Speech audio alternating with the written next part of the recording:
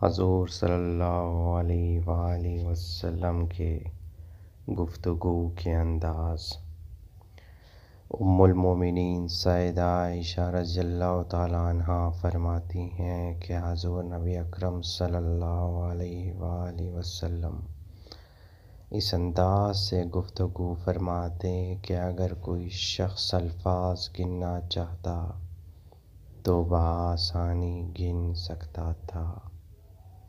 ایک اور جگہ ام المومنین سیدہ عائشہ رضی اللہ تعالیٰ عنہا فرماتی ہیں کہ حضور نبی اکرم صلی اللہ علیہ وآلہ وسلم تمہاری مانند تیزی سے مسلسل کلام نہیں فرماتے تھے، بلکہ آپ صلی اللہ علیہ وآلہ وسلم اس طرح کلام فرماتے کہ کلام کے درمیان وقفہ ہوتا تھا اور پاس بیٹھنے والا شخص اسے صرف سن کر یاد کر لیتا تھا۔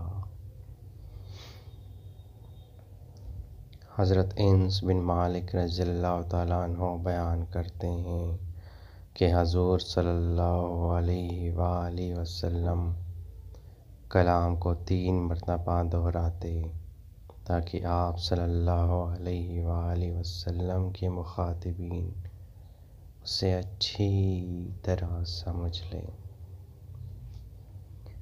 حضرت ہند بن حالہ رضی اللہ تعالیٰ عنہ بیان کرتے ہیں کہ حضور نبی اکرم صلی اللہ علیہ وآلہ وسلم بلا ضرورت گفتگو نہ فرماتے۔ حضور صلی اللہ علیہ وآلہ وسلم کا کلام اقدس مختصر مگر جامع الفاظ پر مشتمل ہوتا، نیز کلمات میں باہم مناسب فاصلہ ہوتا تاکہ سامعین اچھی طرح سن اور سمجھ سکیں اور یاد رکھ سکیں۔ الفاظ نہ ضرورت سے زیادہ ہوتے اور نہ اتنے مختصر کہ بات ہی واضح نہ ہو۔ آپ صلی اللہ علیہ وآلہ وسلم نہ سخت مزاج تھے اور نہ کسی کی تذلیل کرتے۔ حضرت عبداللہ بن عباس رضی اللہ تعالیٰ عنہ بیان فرماتے ہیں کہ حضور نبی اکرم صلی اللہ علیہ وآلہ وسلم کے سامنے والے دندان مبارک قدر کشادہ تھے، اور جب آپ صلی اللہ علیہ وآلہ وسلم کلام فرماتے تو یوں نظر آتا گویا آپ صلی اللہ علیہ وآلہ وسلم کے سامنے والے دندان مبارک سے نور کی کرنیں پھوٹ رہی ہیں۔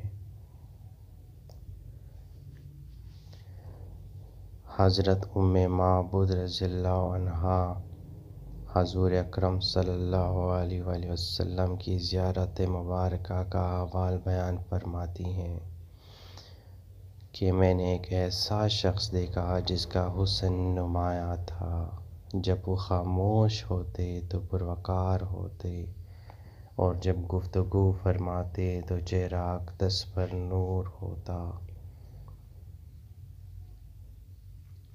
دور سے دیکھنے پر سب سے زیادہ باروب اور جمیل نظر آتے اور قریب سے دیکھیں تو سب سے زیادہ حسین و جمیل دکھائی دیتے۔